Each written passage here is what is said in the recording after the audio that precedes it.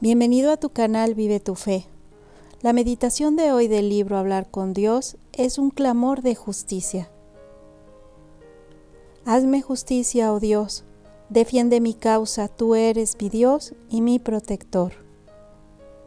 En esta meditación veremos cómo es el anhelo de justicia y de mayor paz en el mundo, cómo debemos vivir las exigencias de la justicia en nuestra vida personal y en el ámbito en donde se desarrolla nuestra vida, el cumplimiento de los deberes profesionales y sociales tan importantes para la justicia, santificar la sociedad desde dentro, las virtudes que amplían y perfeccionan el campo de la justicia.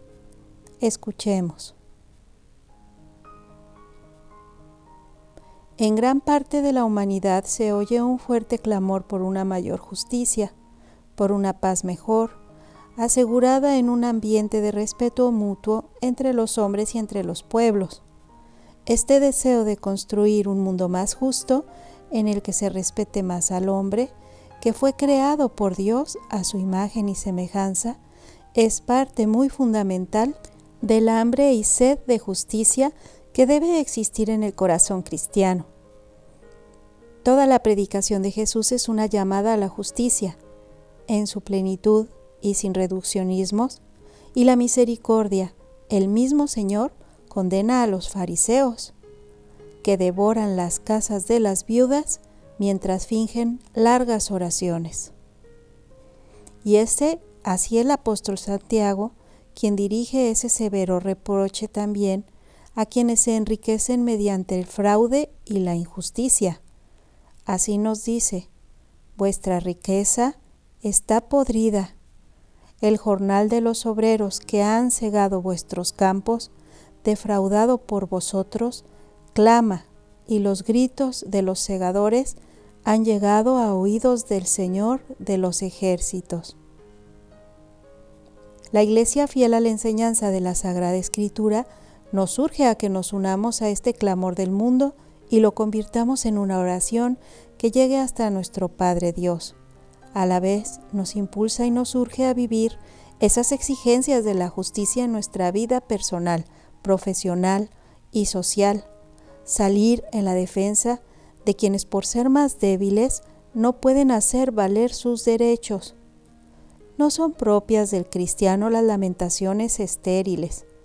El Señor, en lugar de quejas inútiles, quiere que desagraviemos por las injusticias que cada día se cometen en el mundo, y que tratemos de remediar todas las que podamos, empezando, por ejemplo, con las que están a nuestro alcance, en el ámbito en el que se desarrolla nuestra vida.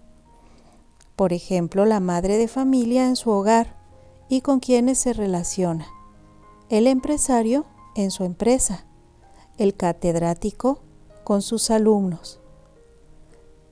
La solución última para instaurar y promover la justicia a todos los niveles, que está en el corazón de cada hombre, en donde se fraguan todas las injusticias existentes y donde está la posibilidad de volver rectas todas las relaciones humanas, el hombre, negado e intentando denegar a Dios, su principio y su fin, altera profundamente su orden y su equilibrio interior. También altera el orden de la sociedad y el de la creación visible. Por eso no podemos olvidar los cristianos que cuando mediante nuestro apostolado personal acercamos a los hombres a Dios, estamos haciendo un mundo más humano y más justo.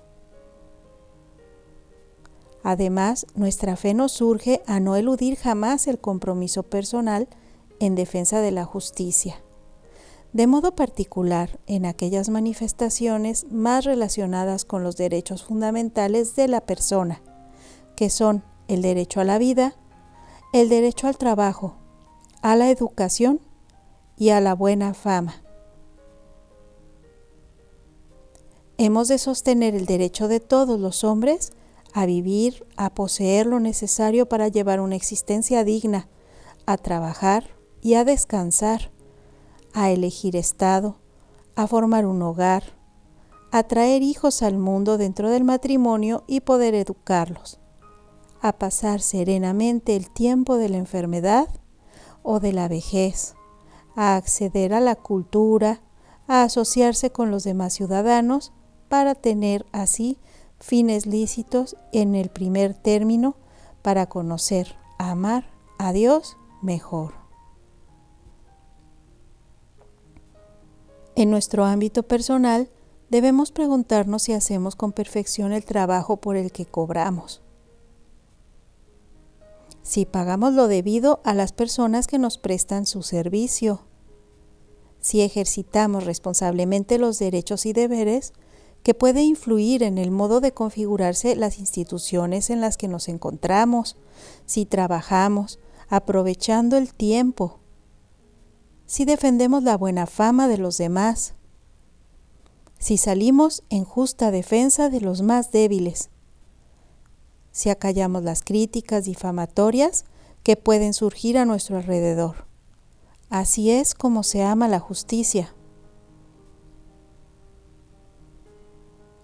Los deberes profesionales son un lugar excepcional para vivir la virtud de la justicia. Dar a cada uno lo suyo es propio de esta virtud. Significa en este caso cumplir lo estipulado. El patrono, el ama de casa, el jefe, se obligan a dar una justa retribución a las personas que trabajan a sus órdenes, de acuerdo con las leyes civiles justas y con lo que se dicta también en la recta conciencia, que dirá más en otras ocasiones que las propias leyes, porque a veces éstas se quedan muy cortas. Por otra parte, los obreros y empleados tienen un deber grave de trabajar responsablemente, con profesionalidad y aprovechando el tiempo. La laboriosidad se presenta así como una manifestación práctica de la justicia. No creo en la justicia de los holgazanes, decía San José María Escrivá, porque faltan, y a veces de modo grave, al más fundamental de los principios de la equidad, el del trabajo. Este mismo principio se aplica a los estudiantes, que tienen el deber grave de estudiar, ese es su trabajo, y han contraído una obligación de justicia con su familia y con la sociedad que les sostiene económicamente para que puedan prepararse y puedan rendir servicios eficaces. Los deberes profesionales, por otra parte, el cauce más oportuno con que ordinariamente contamos para colaborar en esta resolución de problemas sociales y para intervenir en la construcción de un mundo más justo. El cristiano, en su anhelo de construir este mundo, ha de ser ejemplar en el cumplimiento de las leyes civiles, porque si son justas y queridas por Dios, constituyen el fundamento de la convivencia humana. Como ciudadanos corrientes que son, han de ser ejemplares en el pago de impuestos justos necesarios para la sociedad para que puedan llegar donde el individuo personalmente sería ineficaz.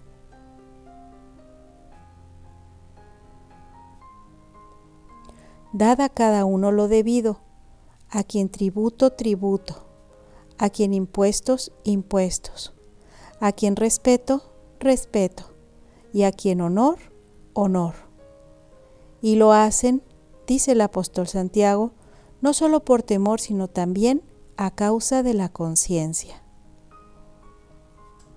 Esta es la forma en cómo vivieron los cristianos desde sus comienzos sus obligaciones sociales, aún en medio de persecuciones. Como hemos aprendido de Él, es decir, de Cristo, escribía San Justino Mártir a mediados del siglo II, nosotros procuramos pagar los tributos y contribuciones íntegros y con rapidez a vuestros encargados. Otro punto importante, el desentenderse de manifestar la propia opinión en distintos niveles en los que debemos ejercer los derechos sociales y cívicos, sería una falta contra la justicia. En algunas ocasiones graves, si ese abstencionismo favoreciera candidaturas, ya sea en la configuración de parlamentos o en la junta de padres de un colegio, en la directiva de un colegio profesional y en los representantes de empresas, cuyo ideario fuera opuesto a los principios de la doctrina cristiana. Con mayor razón sería una irresponsabilidad y quizá una grave falta contra la justicia el apoyar organizaciones o personas, del modo que sea, que no respeten en su actuación los fundamentos de la ley natural y la dignidad humana, que apoyen el aborto, el divorcio, la libertad de enseñanza sin Dios,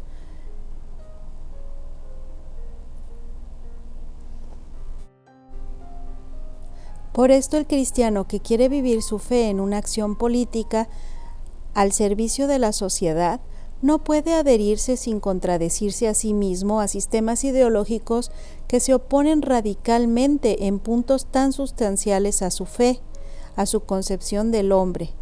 No es lícito, por tanto, favorecer la ideología marxista, su materialismo ateo y su dialéctica de violencia, y a la manera como esa ideología entiende la libertad individual de la colectividad, negando al mismo tiempo toda trascendencia al hombre y a su historia personal colectiva.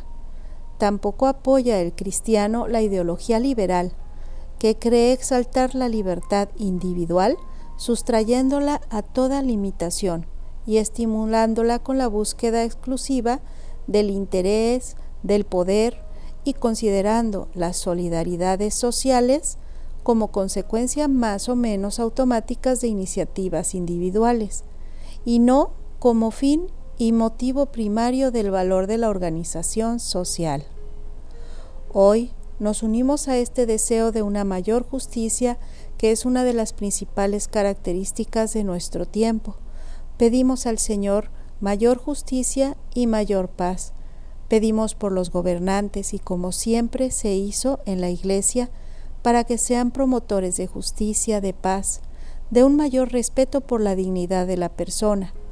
Nosotros, en lo que está de nuestra parte, hacemos el propósito de llevar las exigencias del Evangelio a nuestra propia vida, a nuestra familia, al mundo en el que cada día nos movemos y en el que participamos.